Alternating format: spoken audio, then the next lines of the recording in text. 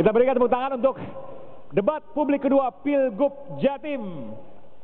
Di segmen ini, calon gubernur akan saling bertanya dan menanggapi. Durasi pertanyaan 1 menit dan dijawab dengan cagup lainnya dengan durasi maksimal 1,5 menit. Kemudian jawaban ditanggapi cagup bertanya dengan 1 menit dan ditanggapi kembali dengan durasi 1 menit. Gak usah khawatir kalau bingung, nanti kami akan tetap pandu. Kami akan membantu Anda. Baik, kita berikan kesempatan bagi cagup nomor urut 2 untuk memberikan pertanyaan kepada cagup nomor urut 1. Saya ulangi, kepada cagup nomor urut 2 untuk memberikan pertanyaan kepada cagup nomor urut 1. Waktu bertanya Anda 1 menit dimulai saat Anda berbicara. Khusus cagup ini. Silakan. Ya, terima kasih Bapak Ibu, saudara-saudara sekalian dan seluruh warga Jawa Timur yang saya cintai dan saya banggakan. Bu Khofifah, salah satu mesin ekonomi kita itu adalah investasi. Investasi adalah salah satu mesin ekonomi kita. Nah, selama ini investasi ada kesenjangan antara izin prinsip dengan realisasi, baik itu izin PMA maupun PMDN. Nah, sekarang kira-kira apa langkah-langkah yang bisa diambil oleh Ibu sebagai nanti kalau dipercaya Gubernur Jawa Timur untuk menyelesaikan masalah-masalah investasi, di mana Jawa Timur termasuk salah satu favorit investor. Di samping ada DKI dan Jawa Barat. Baik, silakan langsung dijawab cagup nomor urut 1. Waktu Anda. Terima kasih Gus Ipul. Saya rasa ini menjadi penting sekali. Setiap pertumbuhan ekonomi di satu daerah, di suatu negara, itu pasti akan sangat banyak kaitan dengan tingkat investasi, baik investasi dari dalam maupun investasi dari luar negeri. Hari ini banyak sekali layanan-layanan yang sudah samsat. Tetapi bahwa di antara proses-proses yang sudah satu atap, di atas proses yang sudah online sistem, di titik-titik tertentu masih ada ternyata harus rekomendasi A, rekomendasi B, rekomendasi C, dan seterusnya. Kami ingin menyampaikan bahwa pelayanan satu atap dengan online sistem ini harus memberikan garansi kepada calon investor bahwa pemerintah, baik provinsi maupun kabupaten kota ini harus berseiring, bahwa pertumbuhan ekonomi harus berseiring dengan peningkatan kesejahteraan masyarakat, dan itu baru bisa dilakukan kalau investasi dalam dan luar negeri itu masuk ke Jawa Timur. Oleh karena itu, iklim yang kondusif bagi siapapun yang akan berinvestasi di Jawa Timur harus dilakukan. Perizinan-perizinan online sistem harus dikawal betul, bagaimana mereka merasa aman, mereka merasa nyaman, dan iklim investasi di Jawa Timur tetap akan kondusif.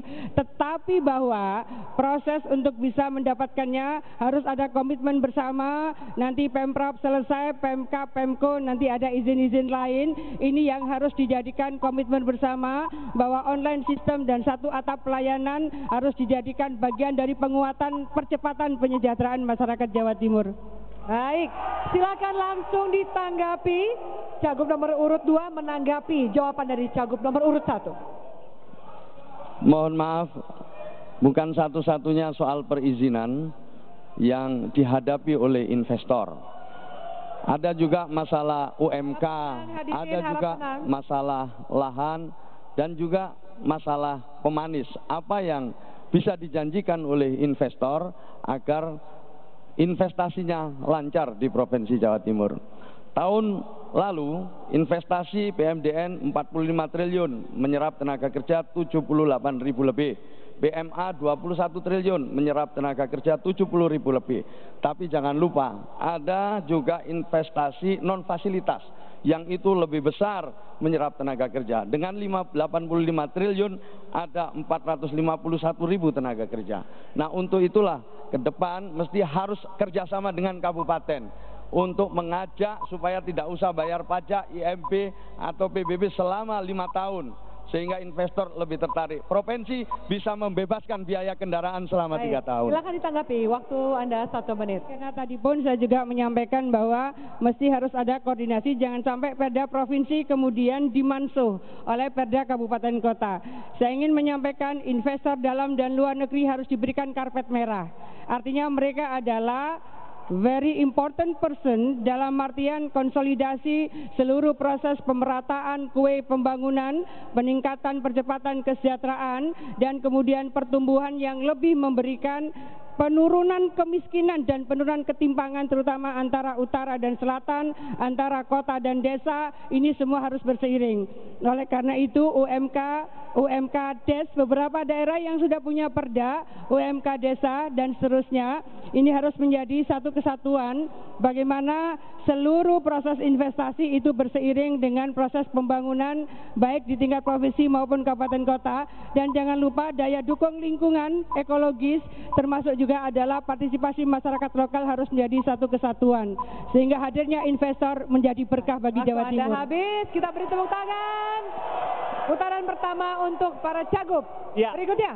Dan selanjutnya langsung kita berikan bergantian. Kita berikan kepada cagup nomor urut 1 untuk mengajukan pertanyaan kepada cagup nomor urut 2. Waktunya 1 menit dihitung sejak Anda mulai berbicara.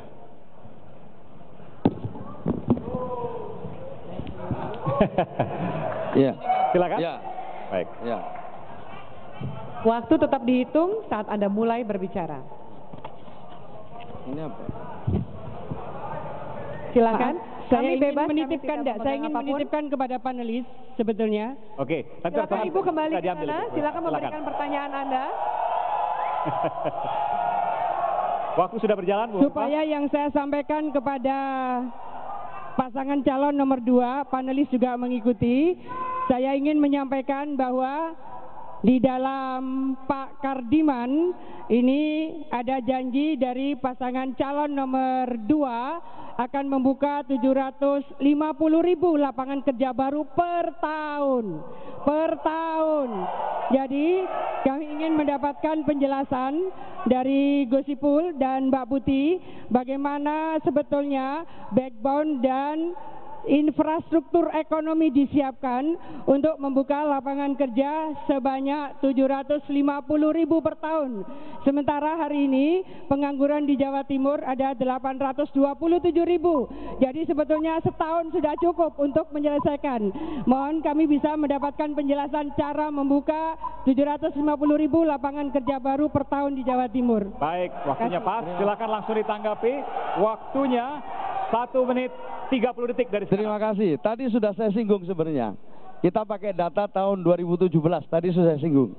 Jadi ada 120 triliun investasi yang direalisasikan, di mana menyerap tenaga kerja 598.000 lebih tenaga kerja yang terserap. Ini data dari Dinas Penanaman Modal Provinsi Jawa Timur.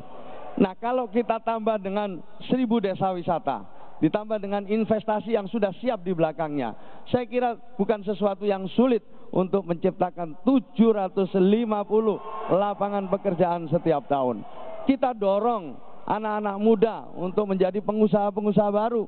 Kita dorong anak-anak muda tidak hanya mencari pekerjaan, tapi mereka ikut menciptakan lapangan pekerjaan melalui beberapa program yang kita buat. Misalnya Superstar, itu adalah sentra UMKM, industri kreatif, dan juga startup yang bisa memberikan kesempatan untuk juga membuka lapangan pekerjaan. Jadi Bu, sangat mungkin 750.000 setiap tahun lapangan pekerjaan, belajar dari yang paling dekat tahun 2017.